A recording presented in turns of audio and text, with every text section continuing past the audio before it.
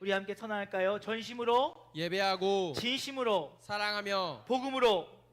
다시 한번요. 전심으로 진심으로 복음으로.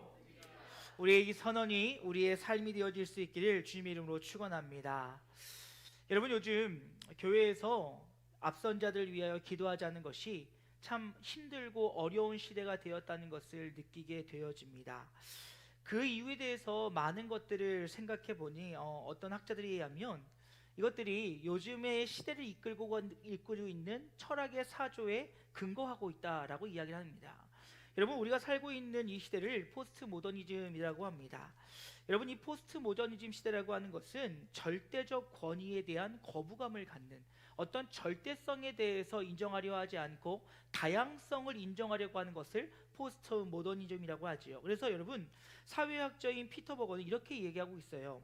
현대인이 종교적 권위를 수용할 때 과거처럼 숙명으로 받아들이지 않고 자신의 취향과 판단에 따라 선택하는 이단적 명령의 시대를 살고 있다라고 이야기하고 있어요. 이 말은 무슨 말이냐면, 우리가 과거에는 이 신앙에 있어서 절대적으로 순복하고 순종하여서 그 권위 앞에 나가고 있지만, 이 시대는 그것들을 깨트려 버리고 내 중심의 개인의 주체성을 강조하는 시대가 되었다라는 것입니다. 그리고 또 무슨 이유들이 있을까라고 찾아봤더니, 과거의 경험들로부터 오는 상처와 불신들이 또 교회에 있는 목회자들과 앞선자들을 위한 기도들이 줄게 하는 원인이라는 것이죠.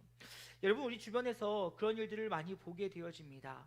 기대했던 목사님, 믿을만 했던 목사님, 그래도 신뢰할 만한 목사님들이 여러 가지 이유들로 무너져 내리는 거예요. 그것이 정치적인 문제이든지, 아니면 은퇴 이후의 삶의 문제이든지, 아니면 생각지도 못했던 이성의 문제든지, 그런 이들로 인하여서 마음의 상처들이 주어졌다는 것이지요. 그러다 보니 목회자에 대한 신뢰한 분들이 점점 내려가게 되어지고, 목회자를 위한 기도와 간구보다는 그저 내 신앙을 잘 지키는 일에 급급하지 않는가라고 이야기하고 있다는 것입니다. 또 여러분, 이런 것도 있어요. 많은 성도들이 신앙을 소비화하고 있다는 것입니다. 사회학자인 로버트 벨리라고 하는 사람은 이렇게 얘기하고 있어요. 현대 종교가 가진 특징은 개인적 영성이다라고 이야기하면서 성도들이 영적 소비자가 되려고 한다라는 것이죠. 이 말은 무슨 말이냐면, 내가 신앙생활하면서 내가 무엇으로 하나님께 영광을 돌릴까를 염려하는 것이, 고민하는 것이 아니라 내가 어떤 서비스를 받을 수 있는가에 대해 집중한다는 것입니다. 그러다 보니까 이게 내게 주어진 책임보다는 그저 내가 누려야 될 권리가 앞서고 있다라는 것이지요. 또한 여러분, 또 한 가지 이 만인 제사장의 교리에 대한 오해들로도 찾아볼 수 있습니다. 여러분, 만인 제사장설 많이 들어보셨을 것입니다. 모두 왕같은 제사장이요 왕같은 족속이니, 이런 말씀. 그런데 여러분, 이것은요, 우리가 오해하면 안 되는 것은, 이 만인 제사장이라고 하는 것은 우리 모두가 주님 앞에 직접 나아갈 수 있다는 것이지, 하나님의 모든 교회와의 질서와 직분이 필요 없다라는 것이 아니지요. 그건 여러분, 이 기독교 강요 칼빈의 기독교 가면 4권 3장 1장을 보게 되면 이렇게 얘기합니다. 하나님은 목회자를 도구로 사용하셔서 교회를 다스리며, 하나님께서는 마치 진흙더미에서 나온 것과 다름없는 비천한 사람을 통해 말씀하실 때, 즉 목회자를 통해 말씀하실 때 우리가 그들에게 기울임으로써 하나님께 순종하는지를 시험하신다라고 가르치고 있다는 것입니다. 그건 여러분, 앞에 있는 목회자들도 부족하고 연약한 자들이라는 것입니다. 하지만 그들을 통하여 선포되어진 하나님의 말씀을 얼마나 잘 듣고 순종하는지를 훈련하심을 통하여 우리를 시험하시려고 한다는 것이지요. 그런데 이것들을 착각하여 내가 마치 목회자인 것처럼, 내가 마치 내 권위자인 것처럼 그렇게 판단하고 내가 교회를 세워가려고 하는 이들이 점점 많아지고 있다는 것입니다. 그런데 여러분, 분명한 것은요, 저를 포함하여 이 땅 가운데 하나님의 세워진 모든 종들은 성도의 기도로 세워짐을 잊지 않기를 주님의 이름으로 축원합니다. 여러분, 기도가 없이는요, 목회자들이 바로 설 수 없어요. 기도가 없이는요, 목회자들이 하나님 말씀 앞에 온전히 설 수 없다는 것입니다. 그런데 점점 이 시대가 점점 그런 기도의 소리를 줄여가고 있다는 것이지요. 그런데 여러분 얼마나 감사한지요. 우리 권사님들 또 이렇게 교회를 위하여 목회자를 위하여 기도하고 결단하는 것 하나님의 은혜가 있을 줄로 믿습니다. 그러니 여러분 우리는 이 기도를 왜 해야 되는지에 대한 고민들과 이 기도가 단지 이벤트나 습관이 아니라 우리의 삶의 기도로 이어질 수 있어야 된다는 것입니다. 여러분 그래서 오늘 우리는 이 본문의 말씀을 통해서 우리가 왜 리더들과 목회자들을 위해 기도하며 또 기도와 더불어서 우리가 어떤 모습을 설 때 하나님의 교회를 온전케 할지 함께 생각해 보기 원하는데, 여러분 오늘 우리가 다 알진 않았지만 이 히브리서 13장 전체는 그리스도인의 공동체의 삶에 대해서 우리에게 이야기하고 있습니다. 그래서 여러분 1절부터 3절까지의 말씀 보면 형제를 사랑하고 손님을 대접하며 갇힌 자를 돌봄으로 이 신앙 공동체가 사회적 책임을 다해야 된다라고 이야기하고 있어요. 그리고 4절부터 5절까지의 말씀은 각자가 성적인 순결을 지키고 또는 돈을 사랑하지 않음으로써 개인의 윤리와 양심의 선을 잘 지킬 때 그런 자들이 모인 공동체가 온전할 수 있다라고 우리에게 이야기하고 있으면서 7절과 9절까지의 말씀은 너희의 앞서 믿음의 선진들을 본받아 너희들도 그런 신앙의 아름다운 모습을 서야 될 것을 권면하며 10절부터 14절까지는 속죄 제물이 되신 예수 그리스도를 본받아 너희들도 그 고난에 동참하여라 라고 강권하고 있다는 것입니다. 그리고 15절부터 16절까지는 너희를 위해 죽으시고 부활하신 예수 그리스도의 십자가의 은혜와 사랑을 기억하므로 너희는 날마다 찬양과 감사와 기쁨과 제사로 하나님께 영광 올려드릴 그 공동체적인 사명들을 우리에게 부여하고 있다는 것이죠. 그리고 오늘 읽었던 우리 17절 말씀을 통하여 하나님께서 그 일을 이룰 수 있도록 돕는 자로 세워진 리더, 오늘로 따지자면 목회자들, 그들에게 오직 너희는 순종하고 순복함을 통하여 하나님이 너희에게 부여하신 공동체의 사명을 이뤄나가야 된다라고 이야기하고 있어요. 그러기에 여러분 우리가 함께 기도하며 세워져야 될 그 첫 번째 것은 무엇이냐면 세워진 권위 위에 순복할 수 있는, 순종하는 하나님의 성숙한 성도들이 되어질 수 있기를 주님의 이름으로 축원합니다. 여러분 앞서 이야기했던 것처럼 교회에서 권위라고 하는 단어 자체를 굉장히 염증을 느끼시는 분들이 계세요. 물론 이것은 과거로부터 잘못되었던 권위주의가 교회 안에 있고 그것으로 인하여서 많은 어려움들이 있었던 것은 사실입니다. 하지만 여러분 하나님께서 정직하게 온전하게 바르게 세워진 권위에는 우리가 반드시 순종할 수 있어야 된다는 거예요. 여러분 근데요 이 권위가 무너지게 되어지면요 그 권위는 그 공동체와 사회를 완전히 무너뜨리는 것을 보게 되어져요. 여러분 볼까요? 여러분 요즘 교권은 다 무너져 내렸습니다. 요즘 아이들이 학교 선생님들보다 학원 선생님들을 더 존경해요. 왜 그런 줄 아십니까? 학원 선생님들이 가르쳐준 문제가 수능 시험에 더 많이 나오거든요. 그러다 보니까 이제 선생님들을 아주 무섭게 여기지 않아요. 우습게 여기지요. 며칠 전에 제가 뉴스를 봤습니다. 여러분 많은 학교들이 수학여행을 대부분 가지 않는데요. 그 이유가 뭔지 아십니까? 혹시 수학여행 중에 어떠한 사고가 일어나면 모든 책임을 선생님이 지셔야 된대요. 그러다 보니까 선생님들이 굳이 그 위험성을 가지고 그곳에 가려 하지 않는다는 것입니다. 그런데 여러분 아시겠지만 중고등 아이들 수학여행 가면 어떻습니까? 하면 안 되는 것들 참 많이 하지요. 물병에다가 냄새 나는 것도 가져가기도 하고요. 또 저 때는요 옆에 여학교 학생들 오면 담장 넘어가서 만나러 가기도 했었고요. 별짓을 다 했지요. 근데 그렇게 사고가 생기면 사고에 대한 책임을 아이들에게 묻는 것이 아니라 그것을 관리하지 못하는 교사들을 징계한다는 거예요. 저희 누나 매형이 다 초등학교 선생님이거든요. 작년 안에 저희 매형이 굉장히 고생을 많이 했어요. 이유가 뭐냐? 초등학교 아이들이 복도에서 싸움을 한 거예요. 그런데 그 쉬는 시간에 선생님이 그 아이들이 싸움을 말리지 못한다고 해서 고소를 당했습니다. 여러분 이게 말이 됩니까? 물론 잘 끝났어요. 말도 안 되는 일이지요. 아이들이 잘못해서 매를 들면 선생님을 혼내는 나라가 됐어요. 여러분 그뿐이겠습니까? 공권력은 어떻습니까? 여러분 우리나라처럼 경찰을 우습게 여긴 나라는 없어요. 여러분 우리나라에서 여기는 것처럼 미국 가셔서 경찰한테 무기면요 총 맞습니다. 여러분 우리나라처럼 경찰 보면서 쌤쌤라고 한 나라가 어디 있어요? 잡으면 도망가요. 이런 나라 없지요. 여러분, 말이 안 되는 거예요. 사회의 질서와 정의를 위해서 세워진 사람들을 우습게 여긴 나라예요. 여러분, 군대는 다를 것 같습니까? 군대는요, 철저하게 명령에 따라 상명하복해야 될 것이 바로 군대예요. 제 사촌 동생이 강원도 철원 땅에 있는 모 부대의 중대장으로 근무하고 있습니다. 만났어요. 이야기하다 보니까 형, 중대장 못할 짓이야 라고 하는 거예요. 왜? 애들이 말을 안 들어. 그럼 애들 혼나면 되지, 기합 주면 되지. 형, 기합 주면 심할 썼어야 돼. 엄마들이 전화 온다는 거예요. 애가 뭔 큰 잘못을 했냐고 애를 기합을 줬냐고요.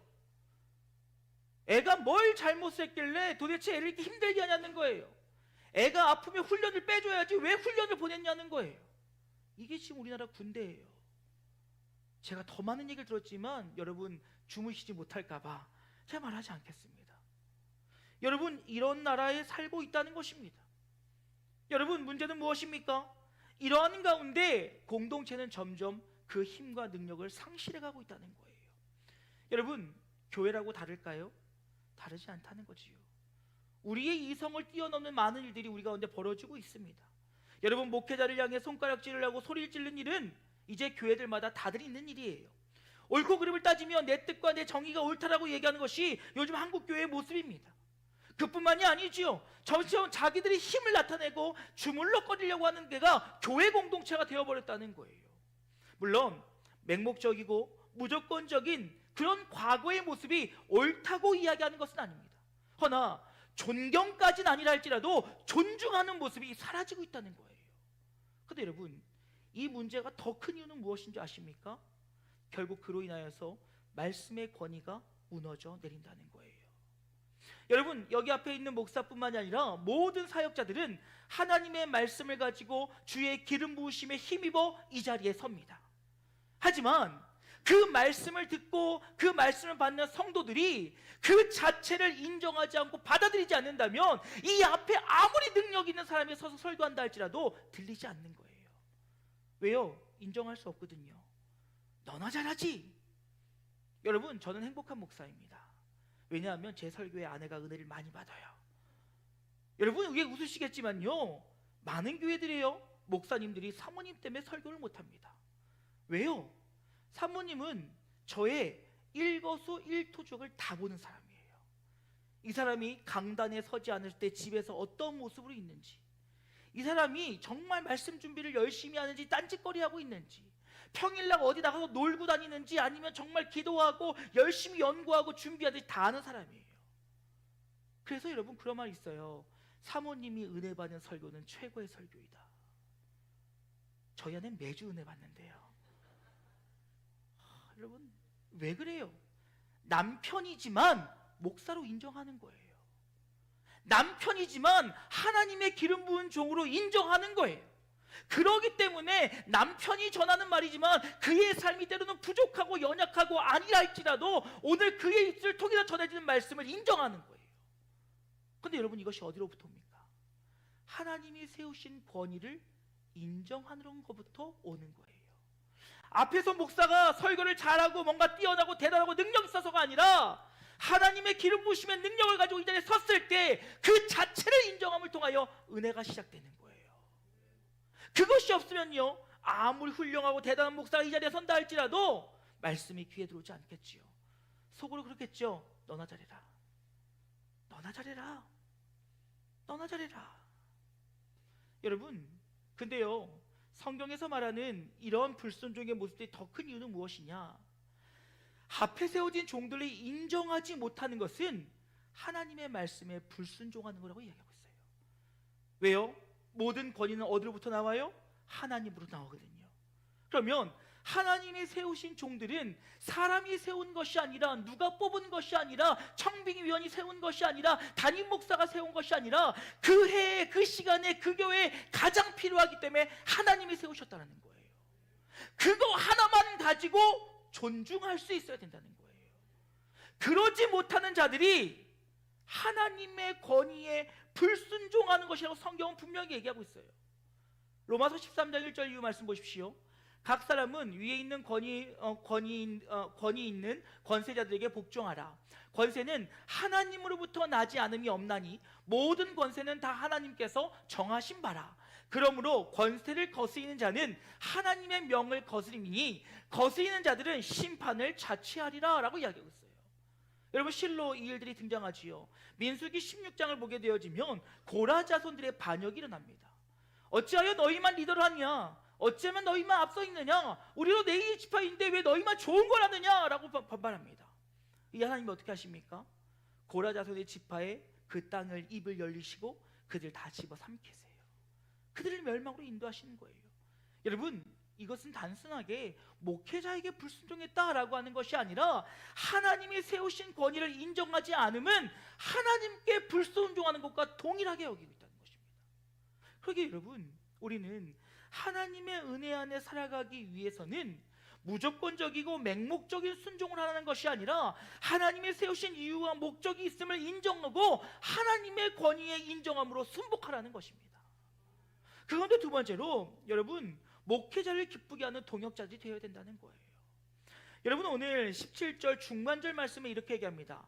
그러므로 여러분들이 최대한 순종하고 협조함으로써 그들로 하여금 기쁨으로 그 일을 행하게 하고 근심하거나 탄식하면서 하지 않도록 해 주십시오 라고 이야기하고 있어요. 여러분, 저는 우리 성도님들이 기도하실 때 참 감사한 기도의 대목이 있습니다.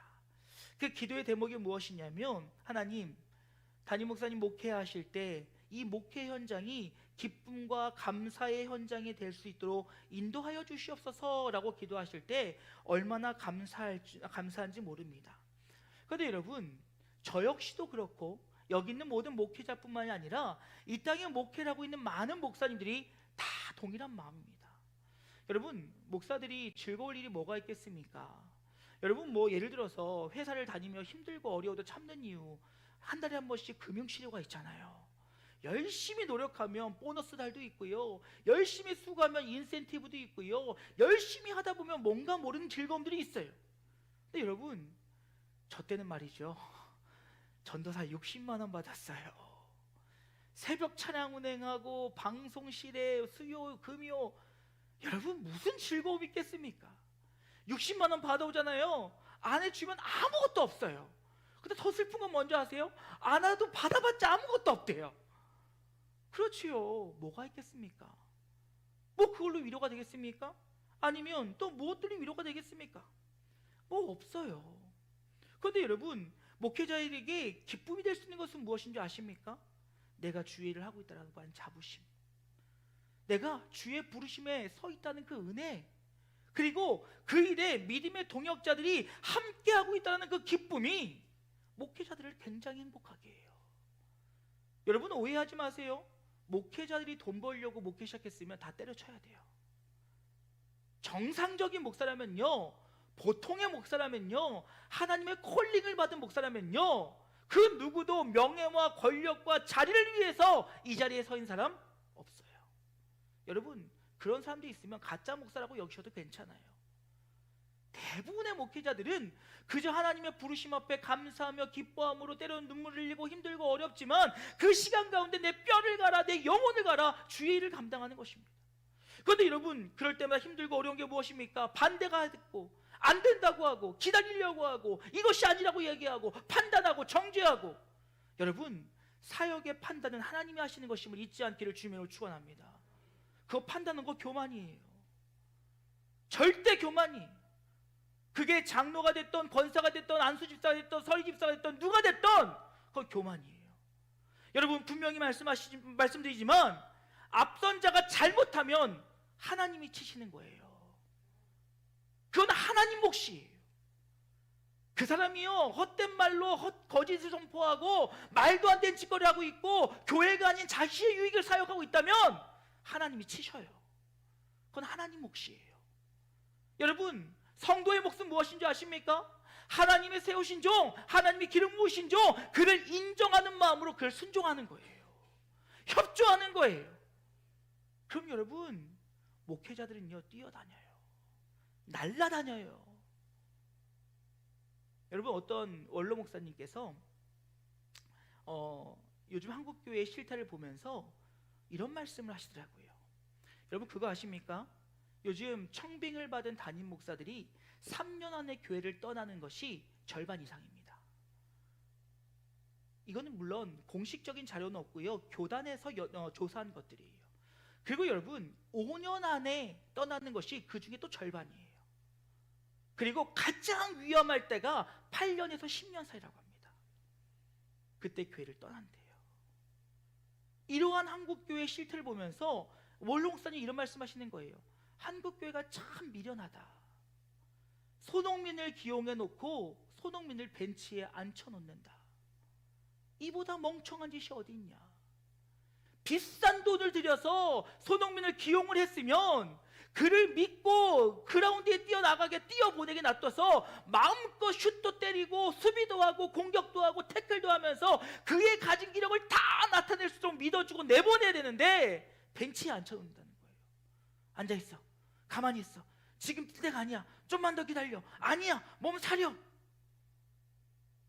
그러다 보니 손흥민에 붙어있는 근육들이 빠져나가고 기술들이 저하되고, 그러면 실제로 나가 뛰려고 하는 순간에 그 자리에서 넘어진다는 거예요.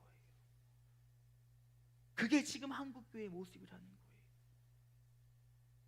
여러분 목회자들은요 다른 거 없어요. 한번 해봅시다. 네, 해보시죠. 제가 돕겠습니다. 제가 하겠습니다. 함께 나가보시지요. 그것 말고는 없다는 거예요. 그러면요, 물론 목회자들이 손흥민은 아니에요. 예, 뭐 음바페 정도는 될까요? 뭐 축구를 아시는 분들은 알겠지만 어쨌든 여러분 음바페도 굉장히 잘하는 선수입니다. 여하튼 자신이 가진 기량과 자신이 가진 모든 것들을 동원해서 주의 일을 위하여, 주의 교회를 위하여 모든지 들여붓는다는 거예요. 심지어는 목숨까지도요. 그게 목회자들이에요. 그럼 여러분 성도가 해야 될 일은 무엇입니까? 오늘 본문에서 말하는 것처럼 믿어주고 순종하고 협조함을 통하여 그를 기쁘게 하면 칭찬은 고래도 춤추게 한다는 거예요. 그러면 사역의 영역이 넓어지고요, 사역의 깊이가 더해지고요, 사역의 열심이 더해지고요, 그를 통하여 하나님의 일하심을 바라보며 나아가게 된다라는 것이지요. 여러분 기억하세요. 세워진 자의 잘못은 세워진 자가 감당할 몫이에요. 그건 하나님만이 판단하실 수 있고 하나님만이 벌하실 수 있고 하나님만이 온전케 하실 수 있는 거예요. 그거는 그들에게 남겨두고, 그것은 목회자에게 남겨두고, 우리가 해야 될 일은 순종하며 협력하고 힘을 다하여 하나님의 나라를 세워가는 것임을 잊지 않기를 주님의 이름으로 축원합니다. 그런데 여러분 이것이 오직 목회자만을 위함은 아님을 오늘 성경은 분명하게 이야기하고 있어요. 여러분 이렇게 해야 될 이유는 바로 무엇이냐? 이 모든 것의 유익은 교회와 성도에게 있다는 거예요. 여러분 오늘 오해하지 마십시오. 우리가 나의 유익을 위해서 신앙생활을 하는 것은 잘못된 신앙입니다. 우리의 모든 신앙의 그 이유는 오직 하나님께 영광 돌리기 위함임을 잊지 않기를 주님의 이름으로 축원합니다.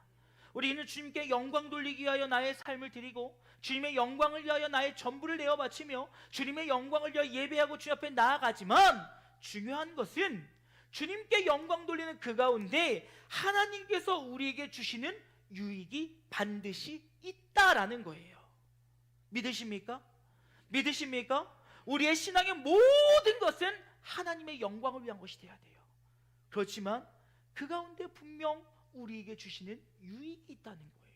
여러분 오늘 17절 말씀 현대인의 성경인데요, 다시 한번 같이 제가 천천히 같이 한번 읽어볼까요? 읽어보겠습니다. 시작. 여러분은 지도자들의 말을 잘 듣고 그들에게 복종하십시오.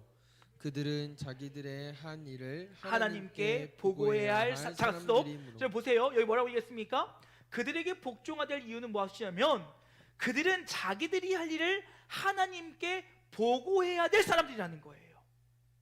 여러분 드라마 보면요, 뭐 과장 부장들이 이렇게 사장 앞에 가서 결제 서류 내놓고 이게 보고서 이런 거 보셨죠? 예, 목회자들은 그런 사람들이라는 거예요. 뭐 이거를 회사의 이미지로 이야기하면 우리 전사님들, 뭐 부목사님들은 뭐 과장, 대리 뭐 이 정도나 된다면, 여러분 담임 목사는요 절대 사장 아니에요. 담임 목사는요 부장보다 좀 위에 뭐 이사, 뭐 제가 잘 모릅니다 회사 직급을. 어쨌든 그 바로 밑에서 최종 결정을 하나님께 맡아야 될 사람이에요. 그러니 여러분 얼마나 떨리겠어요. 여러분 여기서 설교할 때요 얼마나 떨린 줄 아십니까? 제가 이런 얘기하면 안 믿으세요. 근데요 여러분 진짜로 손발이 떨릴 때가 있어요. 또 정말 제 영적 상태가 좋지 못하면 여러분이 막 웃어야 될 때 안 웃고 계시잖아요. 나 오늘 또 실수했나? 뭐 잘못했나? 막 딱 설교하고 있는데 표정 안 좋잖아요. 그러면 이거 아닌데? 여러분 오늘 얘가 이 설교 준비하면서도 얼마나 두려운 줄 아십니까? 또 오해하고 또 목사님 왜 저러나 이런 말 나오면 어떡할까 막. 여러분 온갖 생각이 다 들어요. 근데 여러분 그럴 두려운 마음으로 서기 때문에 이어서 볼까요?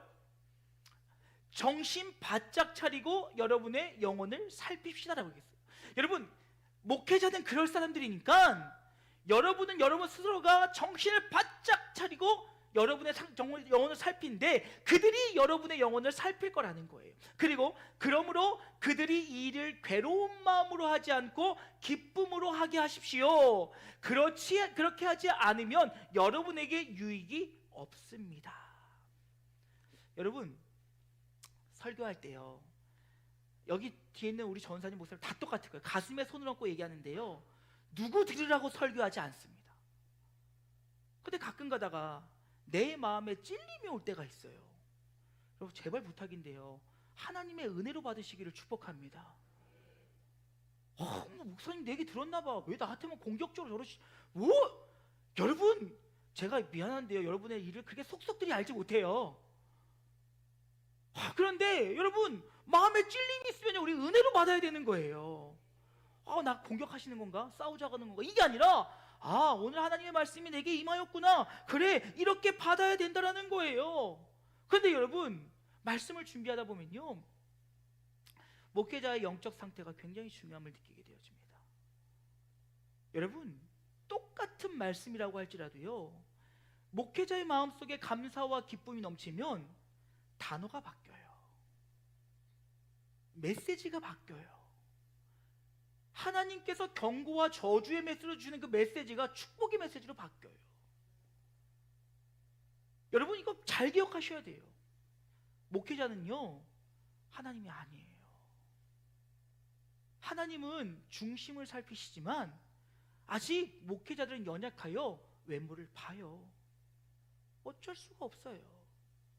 저희 아내의 기도 제목이 무엇인지 아십니까? 하나님 목사님이 말씀하실 때 말씀을 말씀으로 전할 수 있도록 도와주세요. 네가 해보세요.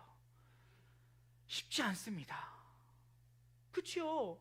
목회자들이요 말씀을 붙들고 말씀을 가지고 말씀으로 전하려고 무던히도 노력을 해요. 그런데 알게 모르게 무의식 중에서 그 감정과 기복들이 막 그 기분들이 감정들이 섞일 때가 있어요.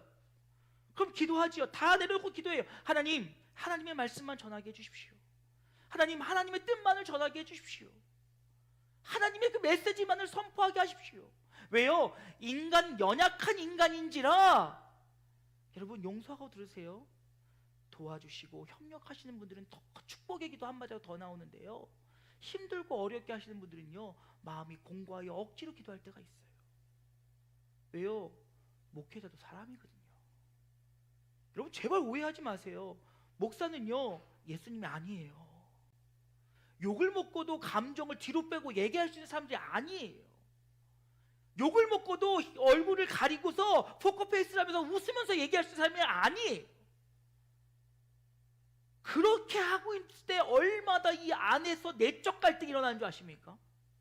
정말 내가 사랑하는 거 맞나? 이게 뭐하는 짓이지? 이러면 안 되는데. 여러분 치열한 싸움들이 일어나요. 그런데 목사가 맨날 인상 쓰고 있을 수 없잖아요. 막 나 좋아하는 사람한테 가서 안고 막 즐겁고 나 싫어한다고 하는 사람들한테 막 욕하고 이럴 수는 없잖아요.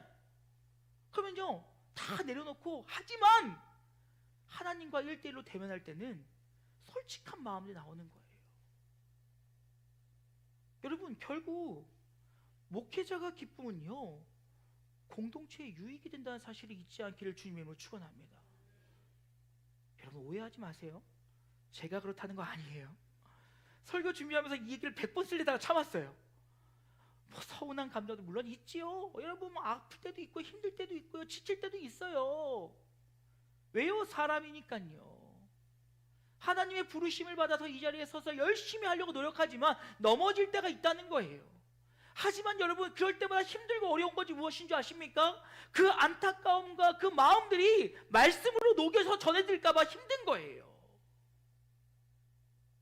오늘 본문 뭐라고 얘기하고 있어요?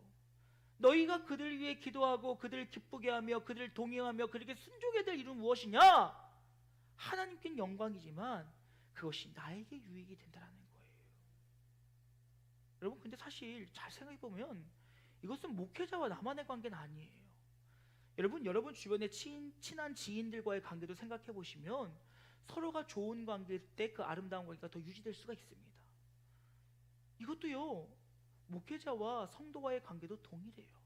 다르지 않아요. 그러기에 이 모든 것들이 결국 내 영적 건강과 내 신앙의 문제들과 내 삶의 모든 것들 가운데 영향을 미치게 된다는 거예요.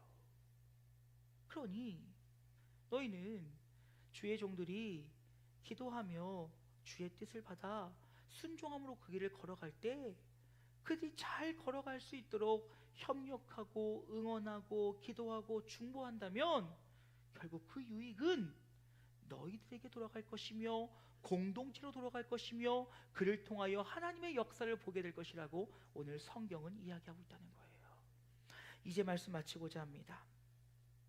여러분 거듭 말씀드리지만 오해하지 않으셨으면 좋겠어요. 오늘 이 말씀이 그러니까 말 잘 들어 순종해 이런 말 하는 거 아니에요.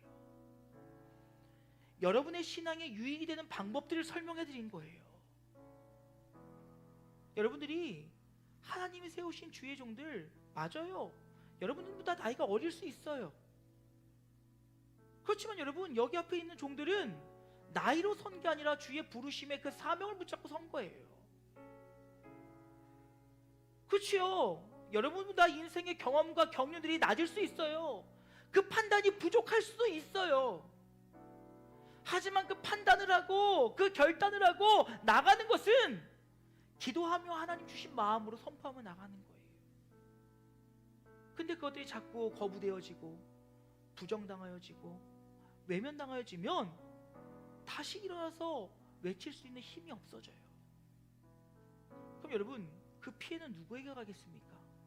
결국 교회로 가고 성도에게 가는 거예요. 여러분 기억하셔야 돼요. 내 신앙의 유익을 위해선 하나님의 말씀에 따라 권위 앞에 순복하는 것임을 잊지 않기를 주님의 이름으로 축원합니다. 그리고 그 순복함을 통하여 하나님께서 그를 통하여 일하실 것들, 그를 통하여 함께 역사하실 것들을 기대함으로 함께 동역하며 나아갈 때 교회 안에 분란이 일어날 일이 뭐가 있겠습니까? 주님께서 세우신 주의 대리자로 세우신 담임 목사를 위시하여 각 부서마다 세워진 주의 종들을 통하여 하나님의 말씀에 선포되어지고 그 가운데 한 가지 비전을 가지고 한 마음으로 나아가는데 부딪힐 일이 뭐가 있겠어요? 물론 생각지 못한 결과들을 얻을 때도 있고요, 또 그보다 못한 결과를 얻을 때도 있지요. 하지만 여러분 그것의 옳고 그름은 하나님만이 판단하실 수 있는 거예요. 결국 하나님의 교회에 하나님의 권위가 무너지면 교회는 세상과 다를 것이 없는 그런 똑같은 공동체가 될 수밖에 없다는 것입니다. 그러면 결국 하나님으로부터 오는 유익은 그 누구도 받아 누리지 못한다는 거예요. 전 너무너무 감사합니다. 이러한 시대 가운데 우리 권사님들 시간을 내어 결단하는 마음으로 목회자를 위한 기도의 시간들을 가져주신 건 너무너무 감사합니다. 그리고 또 이 일에 동참하는 마음으로 우리 오늘 많이는 아니지만 함께 모여서 기도하는 성도님들이 계시면 얼마나 감사한지 몰라요. 그렇다면 여기에 더하여 그저 기도만 하고 우리 목사님, 우리 전사님들이 행복한 목회해 주세요 라고 기도만 하실 것이 아니라 정말 그들이 감사와 기쁨으로 행복한 목회를 감당할 수 있도록 동역자들이 되어 주십시오. 내 기준과 내 판단으로 막으려 하지 말고, 내가 내 판단과 기준을 가지고 멈춰서게 하려 하지 말고, 옳고 그름을 판단하지 말고 믿고 맡겨줘 보시자는 거예요. 그들이 손흥민처럼 필드에 나가서 자신이 가지고 있는 모든 기량을 다 나타낼 수 있도록 한번 내보내라는 거예요.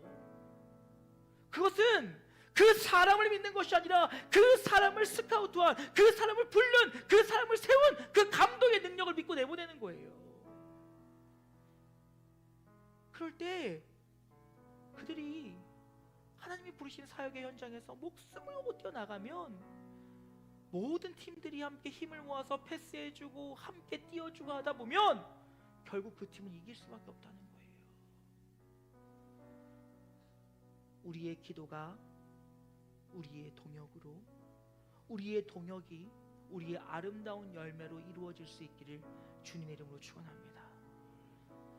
여러분, 염려돼서 거듭 말씀드리지만 오해하지 마세요. 목사님 뭔가 어려운가 보다, 힘든가 보다, 순종하라는 얘기다. 아니요, 하나님 말씀 나눈 거예요. 그럼 이 말씀이 우리에게 도전이 되어지고 그 말씀의 질서 위에 나아갈 때 하나님의 교회는 온전해진다는 사실을 기억하실 수 있기를 주님의 이름으로 축원합니다. 오늘 우리가 모인 이유와 맞게 목회자들 위해서 함께 기도하려고 합니다. 우리 목회자들이 참 감사하게 올해는 다 충원이 되었어요. 얼마나 은혜고 감사한지요. 이제는 이게 든든하게 나오는 세 분 전사님만 봐도, 목사님만 봐도 뿌듯합니다. 우리 오늘 모서연 전사님도 함께 하셔야 되는데 가족 중에 한 명이 오늘 갑자기 쓰러져서 병원을 좀 급하게 가자 못 왔어요. 얼마나 든든한지 몰라요. 비주얼도 다들 얼마나 든든하고, 목사님 부끄러워하지 말아요. 얼마나 멋있습니까? 우리 전사님 세련됐, 우리 사랑이가 얼마나 좋아하는지 몰라요. 막 세련됐대요. 멋있대요. 얼마나 좋아하는지 몰라요. 여러분, 이들이 목회 현장에서 마음껏 뛸 수 있도록 여러분 도와주셔야 돼요. 부으신 그 자리에서, 세우신 자리에서 마음껏 뛸 수 있도록 응원해 주고요, 기도해 주시고요, 지도해 주시고 밀어주세요. 저도요. 왜 아멘 안 하시죠? 부교육자들만 밀어주실 겁니까? 참 우리 교회는 부교육자들 때 후한데 담임 목사한테 짜요. 담임 목사한테 좀 후하십시오. 좀 밀어주세요. 믿어주세요. 또 이런데도 내일 어떤 말 나올지 몰라요 또. 여러분, 우리 교육자들이 각자의 기도 제목들로 함께 나누었습니다. 우리 좀 나눠서 기도하기를 원하는데 먼저 제 기도 제목들로 함께 기도했으면 좋겠어요. 우리 교회가 은혜의 50년을 맞이하게 되었습니다. 잘 준비하고 또 이 진행되는 모든 과정이 하나님께서 모든 과정 가운데 하나님께 온전히 의지함으로 복된 50주년이 되길 소망합니다.